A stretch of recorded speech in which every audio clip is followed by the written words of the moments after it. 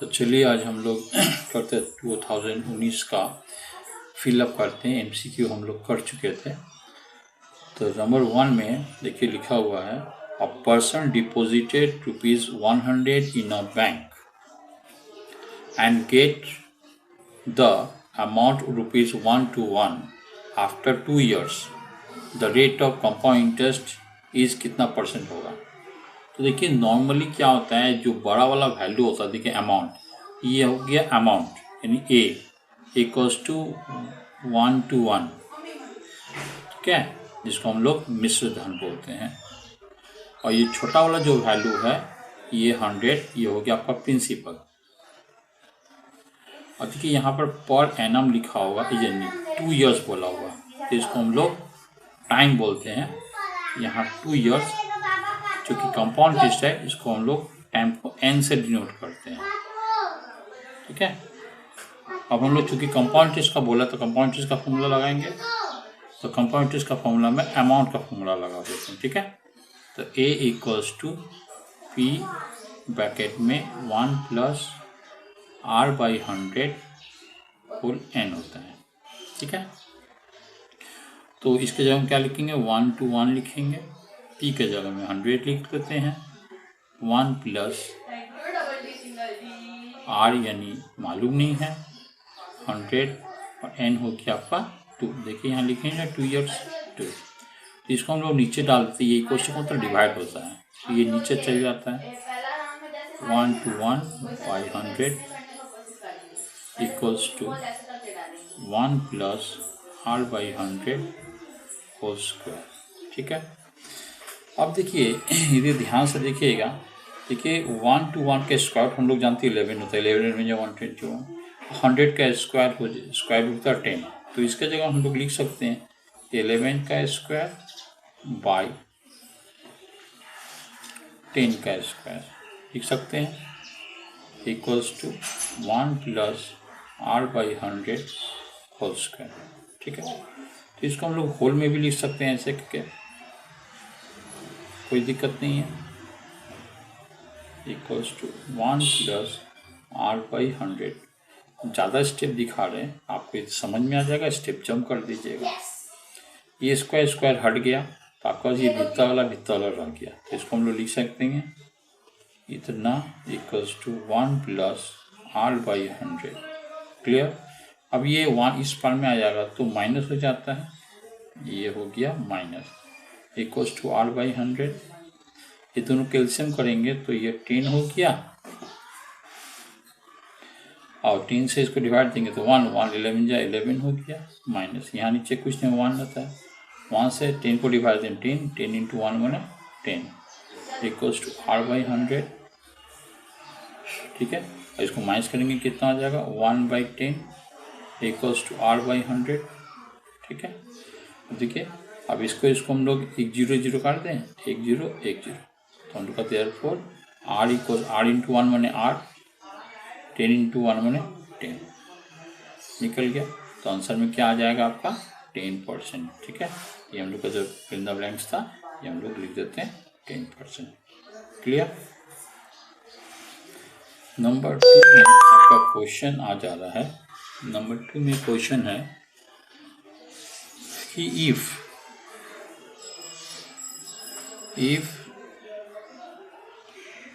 the product and sum of two quadratic surds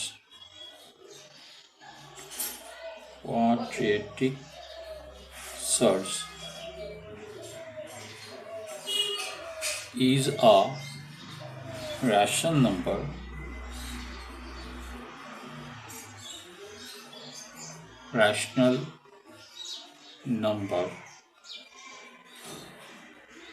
comma, then surds are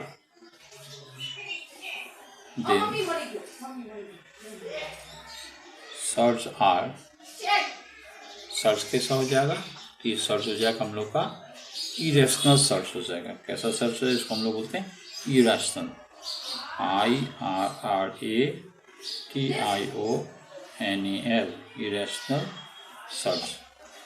conjugated भी बोल सकते हैं, SURDS, ठीक है, इरेशनल सर्च, ठीक है। रोमन 3 में एक क्वेश्चन ये हो गया, रोमन 3। तीसरा में बोला है,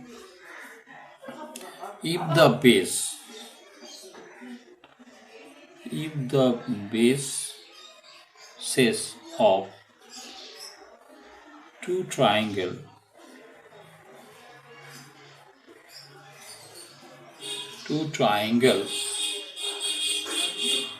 are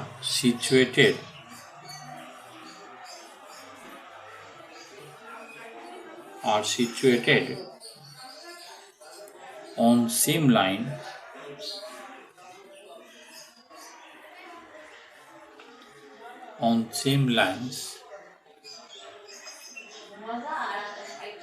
and the other vertex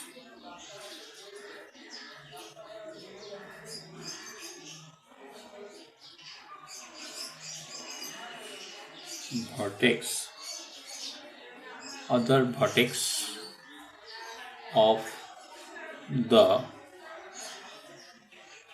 two triangles are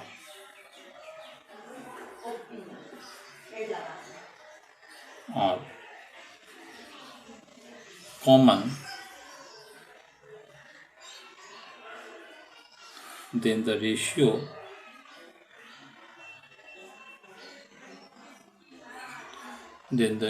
of the area of the areas of two triangles are dash to the ratio of their bases। देखिए यहाँ बोल रहा है कि दो ट्रायंगल है। देखिए एक ट्रायंगल ये हो गया, ठीक है, टू ट्रायंगल बोला है, तो ये आपका ये दो ट्रायंगल बन गया, ठीक है। ये दोनों एक ही लाइन पे है, एंड इसका जो वर्टेक्स होता है, ये वर्टेक्स है, इसका ये वर्टेक्स है, इसका ये वर्टेक्स, इसका ये वर्टेक्स है, इसका ये वर्टेक्स है, इसका ये वर्टेक्स। मान लें इसको ए मान लेते हैं, ये बी मान लेते हैं, ये सी मान लेते हैं, इसको पी मान लेते हैं, इसको क्यू मान लेते हैं, इसको आर मान लेते हैं, ठीक है। सेम वर्टेक्स आर कॉमन, यानी सब कॉमन, ये कॉमन है, ये कॉमन है, ये कॉमन है, ठीक है। तो इसका जो एरिया होगा, तो of the two triangles and the ratio of the base, इसका बेस का रेशियो क्या हो जाएगा, इसका हम लोग बोलेंगे बेस का रेशियो क्या आ जाएगा, इक्वल। एक ही लाइन में है, इसको बोलेंगे इक्वल। रोमन 4 जो आप लोग का ये ट्रिग्नोमेट्री जो आप लोग का सिलेबस में नहीं है, ठीक है। रोमन 5 में है, रोमन 5 में बोला है नंबर ऑफ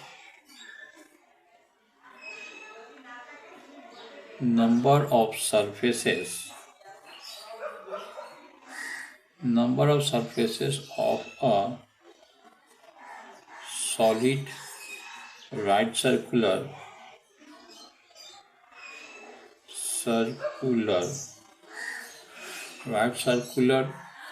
cylinder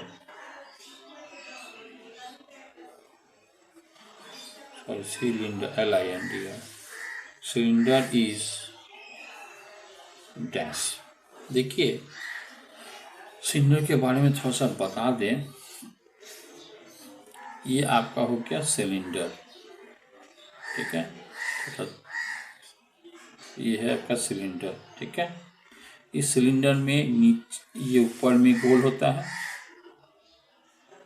एक सरफेस हुआ, और नीचे में भी एक गोल होता है, ये भी एक सरफेस हुआ, और ये जो राउंड अप होता है, जैसे ये पेन है, पेन का ये हो गया, एक तो राउंड अप हो गया, ये एक सरफेस हो गया, ठीक है। तो एक सरफेस ये हो गया, एक सरफेस ये हो गया और एक सरफेस ये हो गया, तो टोटल कितना सरफेस हो गया? टोटल सरफेस 3, तो यहाँ लिखेंगे 3। ठीक है, तो number surface of the solid right circular cylinder 3। यदि आपको बोलता कि कर्व सरफेस कितना है, तो देखिए इसको होता है कर्व, इसको होता है कर्व, हाँ इसको होता है कर्व, इस तरह से ये कर्व हो गया, इसका 1। यदि कर्व सरफेस बोलेगा तो 1, यदि बोलेगा प्लेन सरफेस तो देखिए प्लेन सरफेस एक तो ये एक तो ये, तो प्लेन सरफेस 2 लिख देते हैं यहाँ पे। ठीक है, कर्व सरफेस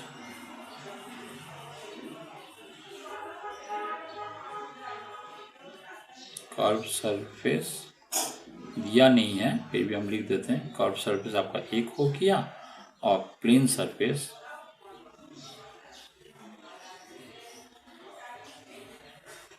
आपका 2 के 2 और 1 मिलके 3 हो गया। ठीक है, 5 के बाद आपका 6 है, ये आपका स्टैट्स है, ये आपका सिलेबस में नहीं है। ठीक है, तो ये हम लोग 4-5 तो समझ किए, 1 2 3 4। ठीक है, समझ लीजिए। ओके, ठीक है, बाय।